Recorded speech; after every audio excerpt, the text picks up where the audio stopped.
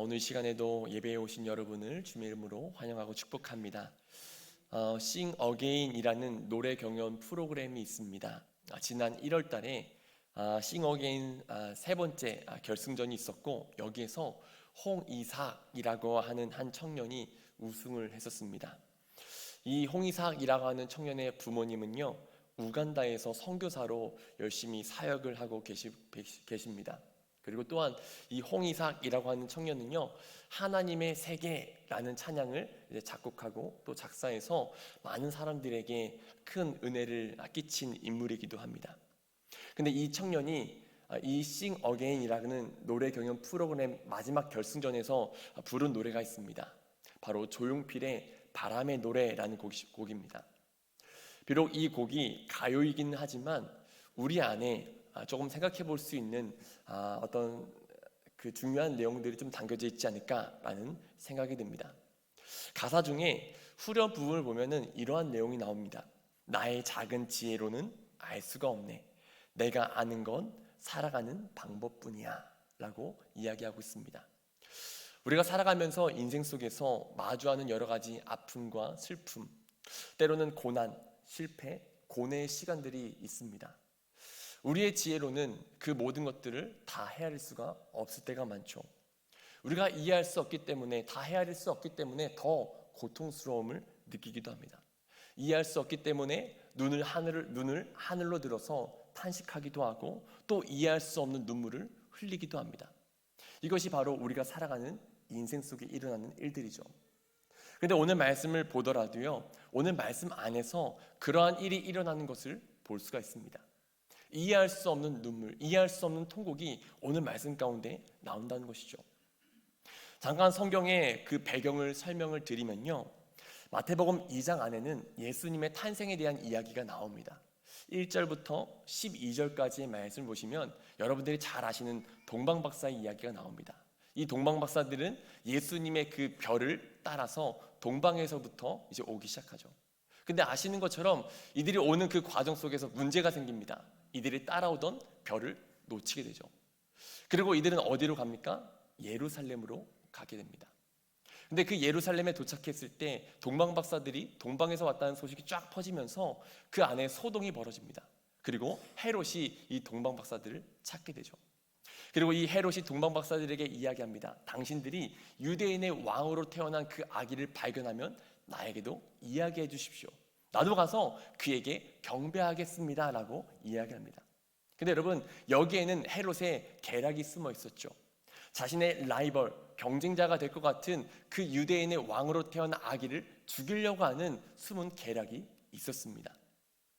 이런 가운데 동방박사들이 아기 예수님께 경배를 하고 나서 하나님의 꿈을 통하여서 지시를 받아서 헤롯에게 돌아가지 않고 왔던 다른 길로 이제 돌아서 고국으로 가게 됩니다. 그리고 예수님의 아버지였던 요셉에게도 하나님은 현몽을 통해서 이제 피난할 것을 말씀하시는 것을 보게 됩니다. 이 내용이 오늘 말씀 13절부터 15절까지에 나오는데요, 우리 13절부터 15절까지의 말씀 함께 읽어보겠습니다.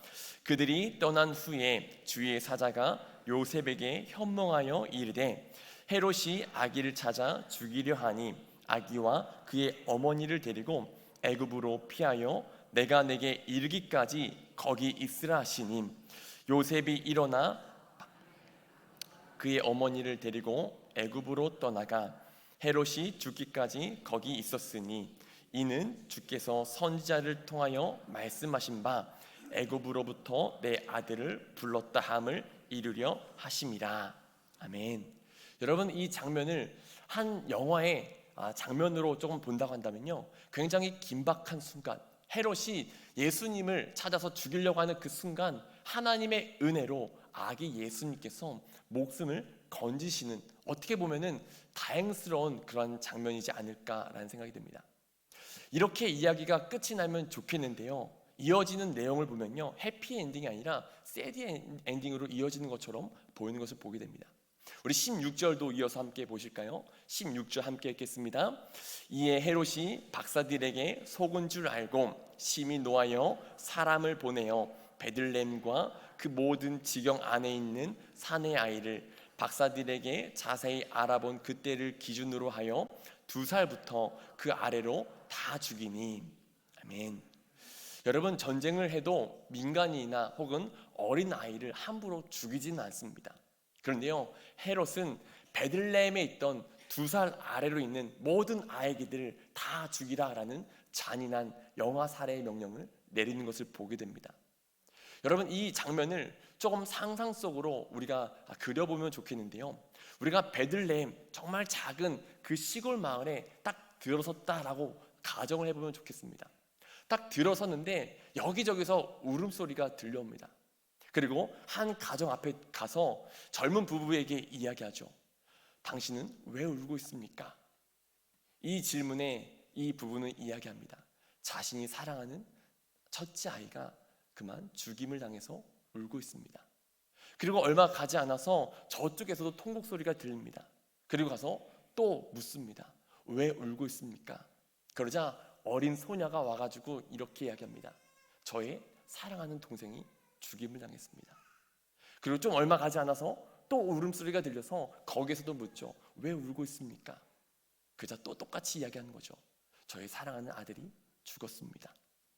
여러분, 우리가 만약에 그 아기들을 잃은 부모님을 마주했다면, 그들의 이야기를 들었다면 그들을 어떻게 위로할 수가 있을까요? 감히 어떠한 인간의 말로 그들을 위로할 수가 없을 것 같다는 생각이 듭니다. 여러분, 이 세상에서 가장 슬픈 장례식은, 장례식이 다 슬프겠지만 가장 슬픈 장례식은 바로 자신의 자녀를 잃은 그 장례식이지 않을까라는 생각이 듭니다. 그래서 우리는 그런 말을 하지 않습니까? 자식은 땅에 묻는 것이 아니라 가슴에 묻는다라는 이야기도 합니다. 그러면은 성경은 이러한 사건을 놓고서 뭐라고 이야기하고 있을까요? 우리 오늘 말씀 17절, 18절 말씀인데요, 같이 한번 읽어보도록 하겠습니다. 17절, 18절입니다. 이에 선지자 예레미야를 통하여 말씀하신 바, 라헬이 그 자식을 위하여 애곡하는 것이라. 그가 자식이 없으므로 위로받기를 거절하였도다 함이 이루어졌느니라. 아멘. 예레미야 선지자는 유다 백성들이 그들의 죄 때문에 이제 바벨론의 포로로 끌려가는 그 상황을 그들의 조상이었던 라헬이 무덤 속에서 보고 애곡하고 통곡할 것이다 라고 이제 예언을 했습니다.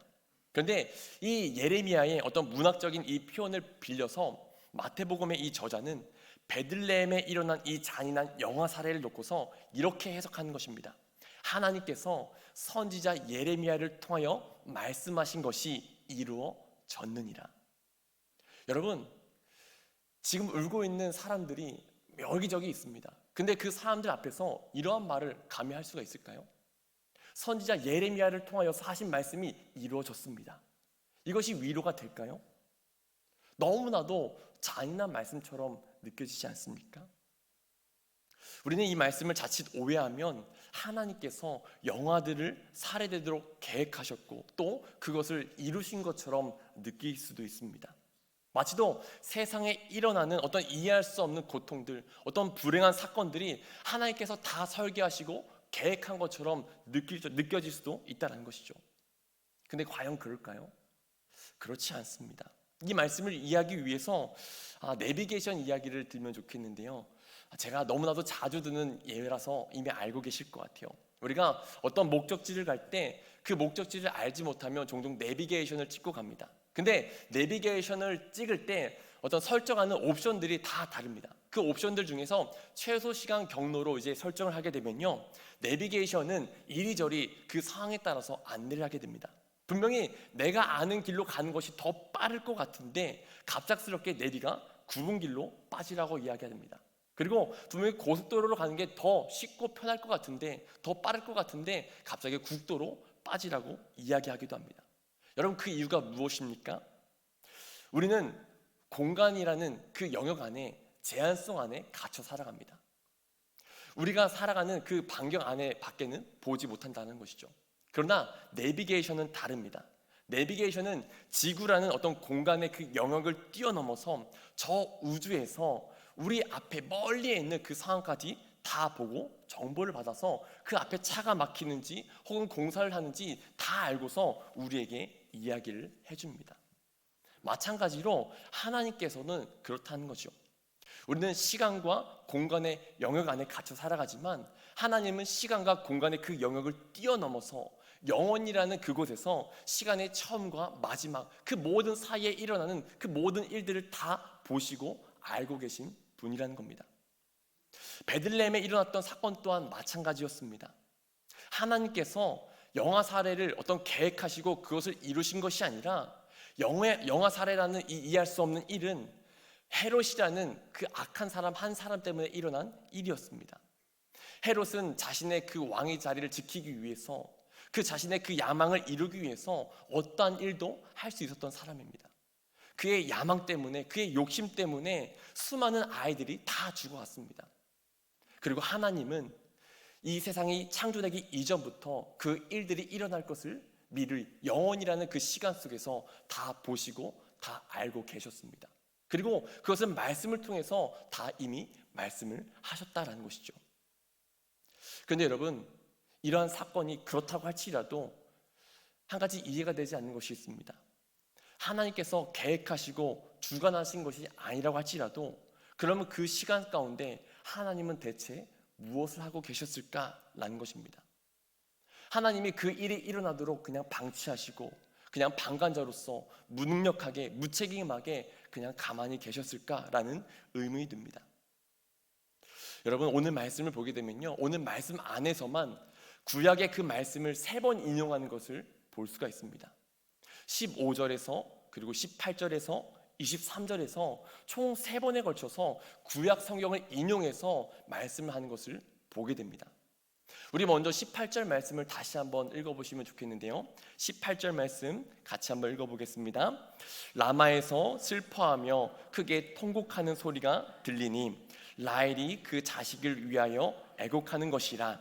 그가 자식이 없으므로 위로받기를 거절하였도다 함이 이루어졌느니라. 아멘. 맨 마지막 부분을 보시면요, 함이 이루어졌느니라 라고 기록되어 있습니다. 그런가 하면 15절과 23절을 보면요, 조금 다르게 표현이 되어 있는 것을 보게 돼요. 그 부분을 좀 주의해서 다시 보면 좋겠는데요. 15절, 23절 같이 한번 읽어보겠습니다. 헤롯이 죽기까지 거기 있었으니 이는 주께서 선지자를 통하여 말씀하신 바 애굽으로부터 내 아들을 불렀다 함을 이루려 하심이라. 아멘. 23절 읽어보겠습니다. 나사렛이란 동네에 가서 사니 이는 선지자로 하신 말씀에 나사렛 사람이라 칭하리라 하심을 이루려 함이로라. 아멘.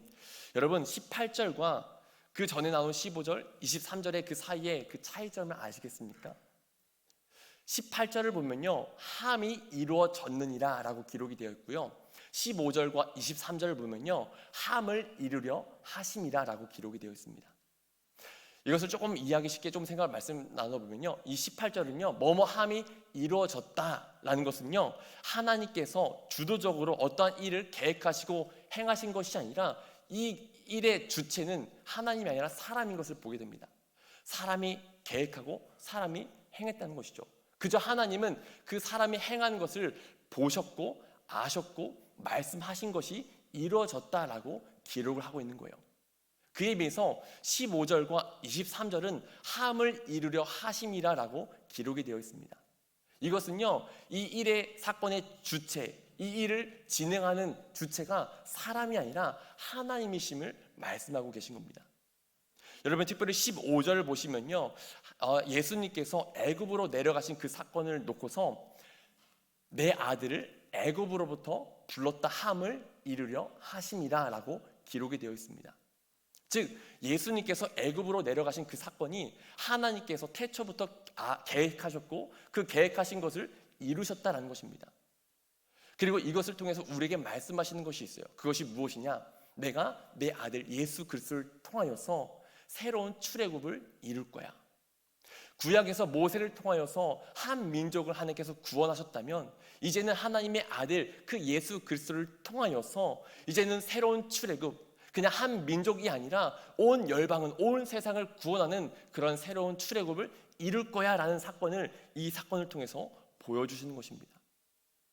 그런가 하면요, 23절을 보시면요, 예수님께서 애굽에서 이제 올라오셔서 다른 곳이 아니라 나사렛에 사신 것 또한 하나님께서 계획하시고 이루신 것이다 라고 기록하고 있는 것을 보게 됩니다. 구약의 시편, 다니엘, 이사야의 말씀들을 보면요, 메시아가 어떤 화려한 궁궐에 태어나는 것이 아니라 멸시받고 천대받을 것이다 라고 예언하고 있는 것을 보게 됩니다. 그리고 하나님께서는 이것을 이루시기 위해서 예수님을 화려한 궁궐이 있는 예루살렘이 아니라 나사렛으로 가게 하신 것을 보게 됩니다. 당시 유대인들에게 있어서 이 나사렛은 멸시와 경멸의 자리였기 때문입니다. 즉 하나님께서는요, 수많은 사람들이 억울한 고통을 당하고 불행한 일을 당하면서 이해할 수 없는 그 눈물을 흘릴 때 그냥 가만히 방관하고 계신 것이 아니었다는 것입니다. 하나님은 역사 속에서 하나님의 계획을 가지고 그 계획을 신실하게 이루시면서 당신이 해야 될 일들을 이루시고 계셨다는 것이죠. 여러분, 세상에 이해할 수 없는 고통과 절망이 가득한 이유가 무엇일까요? 세상에 일어나는 그 고통과 불행을 최소화하기 위해 우리는 무엇을 할 수 있을까요? 어떤 분들은 세상에 일어나는 그 문제가 개개인에게 있다라고 생각합니다. 개개인이 게을러서 그래, 개개인이 배우지 못하고 나태해서 그래 라고 이야기합니다.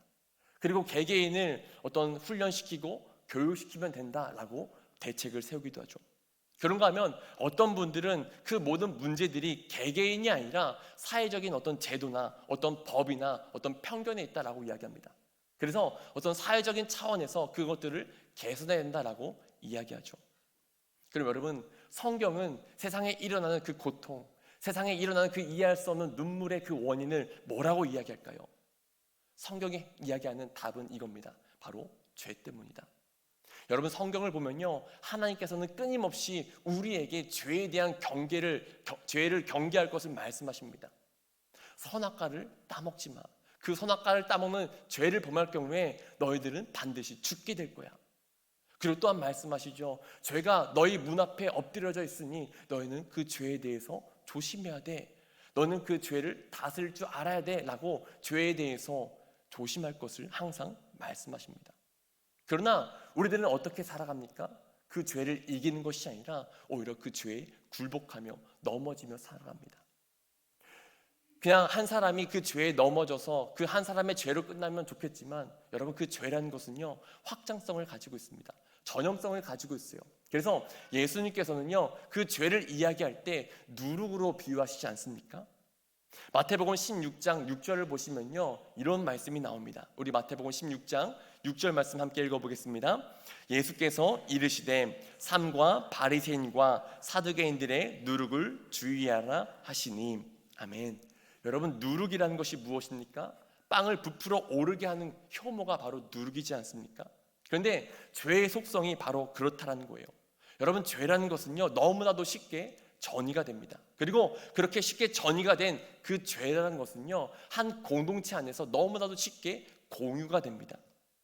여러분, 향수 가게에 가서 향수를 뿌리지 않아도 그냥 그 공간 안에 있었다는 그 자체 때문에 내 몸에 향수 냄새가 배이지 않습니까? 청국장 집에 가서 청국장을 먹지 않고 비빔밥을 먹었는데도 불구하고 그 가게에서 나온 순간 내 몸에 청국장 냄새가 배어 있습니다. 죄라는 것이 그렇다는 거예요. 너무나도 쉽게 전염이 되고 너무나도 쉽게 물들 수 있는 것이 죄라는 것이죠. 그리고 무서운 것은요, 그 죄에 내가 물들었음에도 불구하고 그 죄에 익숙해져서 내가 죄를 짓는지도 모르며 살아갈 때가 많습니다. 이 세상이 그렇다는 것이죠. 그 죄 가운데 살아가는 우리들이기 때문에 그 죄로 인해서 우리는 이해할 수 없는 고통을 당하고 이해할 수 없는 눈물을 흘릴 수밖에 없습니다. 그런데 여러분, 그렇게 누룩과도 같은 죄로 인해 세상이 오염되고 망가졌을 때 하나님은 가만히 계시지 않았습니다. 하나님께서는 망가진 세상을 회복시키시기 위해서 태초부터 계획하시고 그 역사 가운데 그 계획을 때에 따라서 이루어 가시기 시작하셨습니다. 하나님은 그 계획을 이루시기 위해서 한 사람 아브라함을 선택하셨고 그 한 사람 아브라함을 통하여서 때가 되었을 때 한 민족 이스라엘을 세우셨고 그 한 민족 이스라엘을 통하여서 때가 되었을 때 예수 그리스도를 이 세상에 보내셨습니다. 그리고 그 예수 그리스도를 통하여서 이 세상 가운데 교회를 세우셨고 그 교회를 통하여서 하나님 나라를 회복해 가시기 시작했습니다. 여러분, 재미있는 것이요, 예수님께서 죄를 누룩으로 비유하셨습니다. 근데요, 하나님 나라도 예수님께서는 누룩으로 비유하신 것을 보게 됩니다. 마태복음 13장 33절을 보면요, 이런 말씀이 나와요. 우리 같이 한번 읽어보실까요? 시작. 또 비유로 말씀하시되 천국은 마치 여자가 가루 서말 속에 갖다 넣어 전부 부풀게 한 누룩과 같으니라. 아멘. 여러분, 예수님께서는 죄도 누룩으로 비유하시고 하나님 나라도 누룩으로 비유하셨습니다. 이것이 의미하는 바가 무엇일까요? 결국에는 이 세상은 두 나라가 대립을 한다는 거예요. 죄의 누룩으로 물들어가는 이 세상, 그에 비해서 하나님 나라가 이 세상 가운데 이루어지는 그 세상이 있는데, 이 두 나라, 죄의 나라 그리고 하나님 나라가 결국에는 확장성을 가지고 서로 대립을 하게 된다는 겁니다. 그리고 그 끝에 결말은 어떻게 될까요? 누가 승리를 하게 될까요? 바로 예수 그리스도께서 결국에는 승리하십니다. 그리고 그것을 보여주는 그 자리가 바로 십자가이지 않습니까? 예수님께서는 그 십자가에서 우리 모든 인간들의 죄와 사망의 그 권세를 다 끊어내시고 결국에는 승리를 이루어내셨습니다. 창세기 3장 15절을 보면요, 하나님은 악을 상징하는 뱀을 향해서 이러한 예언을 하십니다. 여자의 후손이 내 머리를 상하게 할 것이요 너는 그의 발꿈치를 상하게 할 것이다. 그리고 그 계획을 십자가에서 이루셨습니다. 주님은 사람들을 붙들고 있던 죄의 세력, 그리고 그 세력의 머리를 밟으시고 승리하셨습니다. 우리는 보통 예수님을 생각할 때 죽임당한 어린 양으로 생각합니다. 물론 맞습니다. 예수님께서는 하나님 앞에서 너무나도 온순한, 그래서 하나님의 그 말씀이라면 무조건 순종하시는 어린 양으로서 속죄 제물이 되셔서 죽임을 당하셨습니다. 근데 여러분, 예수님께서는 악에 대해서는 결코 어린 양으로 서 계시지 않으셨습니다. 악에 대해서 주님은 어린 양이 아니라 유다의 사자로 서 계셨습니다. 주님은 악에 대해서 결코 무릎 꿇지 않으셨고요, 그 악과 결코 타협하지 않으셨습니다. 주님은 악과 타협하는 것이 아니라 오히려 선으로 그 악을 이루셨습니다. 이기셨습니다. 요한계시록 5장 5절을 보면요, 이렇게 말씀하고 있습니다. 제가 읽어드리겠습니다. 장로 중에 한 사람이 내게 말하되 울지 마라. 유다의 지파의 사자 다윗의 뿌리가 이겼으니 그 두루마리와 그 7인을 떼시리라 하더라. 아멘. 여러분, 유다의 사자이신 예수님께서 모든 죄악의 권세를, 모든 세상의 그 악한 권세를 다 이기신 줄 믿습니다. 이제 말씀을 맺으면서요, 두 가지만 여러분들께 이제 결론으로 권면을 드리고 싶습니다. 먼저 하나는요, 이 세상을 살아갈 때 우리에게는 이해할 수 없는 고난과 이해할 수 없는 눈물들이 찾아올 때가 있습니다. 그 순간 여러분들이 끝까지 하나님을 신뢰하시고 또 하나님께 소망을 두셨으면 좋겠다라는 생각이 듭니다. 이해할 수 없는 고난과 고통이 찾아올 때 세상 사람들은 세상의 정치로, 세상의 교육으로, 또 세상의 철학적인 것으로 그 이해할 수 없는 일들을 해결하려고 세상에 소망을 두며 나아갑니다. 그러나 저와 여러분들은 하나님을 믿는 사람들입니다. 하나님을 믿는다는 것은요, 하나님께 소망을 둔다는 것입니다. 이해할 수 없는 그 순간들이 찾아올 때 하나님께 소망을 두며 하나님은 지금도 여전히 일하고 계셔라는 그 믿음의 고백을 가지고 나아가실 수 있었으면 좋겠습니다. 여러분, 예수님께서 죽임을 당하실 것이라는 그 사실을 제 아들에게 3차례에 걸쳐서 말씀하셨습니다. 근데 여러분, 중요한 것은요, 예수님께서 그 순한 예고, 예수님의 그 죽음을 말씀하실 때 죽음만 말씀하신 것이 아니라 죽음 뒤에 부활하실 것, 다시 사실 것 또한 말씀하셨습니다. 근데 제 아들은 어떤 이야기만 들었어요? 예수님께서 죽으실 거야. 아니, 예수님께서 왜 죽으셔?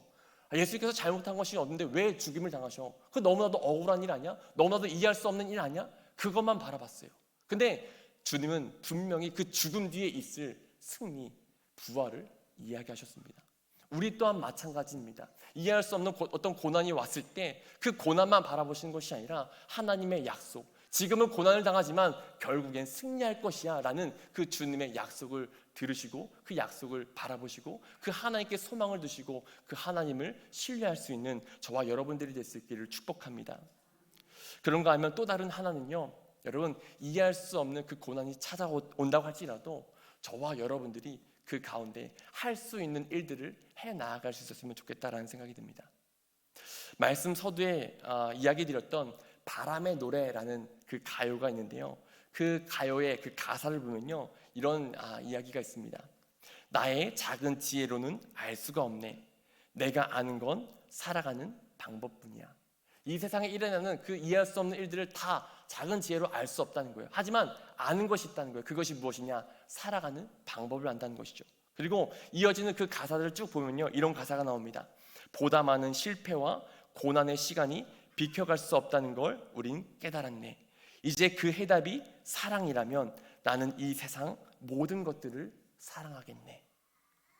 여러분, 하나님께서는요, 세상에 일어나는 그 모든 것들을 다 이해하라고 말씀하시지 않습니다. 아니, 이해할 수도 없습니다. 그러나 하나님께서 우리에게 요구하시는 것이 있습니다. 그것이 무엇이냐? 사랑하면서 살아라. 이해할 수는 없지만 너희들이 어떻게 살아가야 될지는 알 거야. 왜냐하면 나의 아들 그 예수 그리스도를 통하여서 너희들이 어떻게 살아가야 될지를 보여줬거든. 너희들 또한 그렇게 살아갔으면 좋겠어 라고 말씀하십니다. 그리고 그 살아가는 방법이 바로 사랑입니다. 때로는 이해할 수 없는, 때로는 억울하고, 때로는 답답하지만 그 상황 속에서 우리는 예수님께서 보여주신 것처럼 사랑하면서 악을 선으로 이기면서 살아갈 수 있는 귀한 삶이 될 수 있기를 간절히 소망합니다. 여러분, 예수님께서는 하나님께 대하여 어린 양으로 온순하셨고 또 잘 길들여진 순종의 삶으로 나아가셨습니다. 그러나 악에 대해서는 유다의 사자와도 같아서 그 악을 두려워하지 않으셨고 당당히 악을 선으로 이겨 나아가셨습니다. 그리고 죄로 가득한 이 세상 가운데 하나님 나라를 이루어 가셨습니다. 저와 여러분들 또한 죄가 가득한 이 세상 가운데 하나님 나라의 사람들로서 이 세상을 조금씩 바꾸어가고 변화시킬 수 있는 하나님의 축복의 통들이 될 수 있기를 주님의 이름으로 간절히 소망합니다. 기도하겠습니다.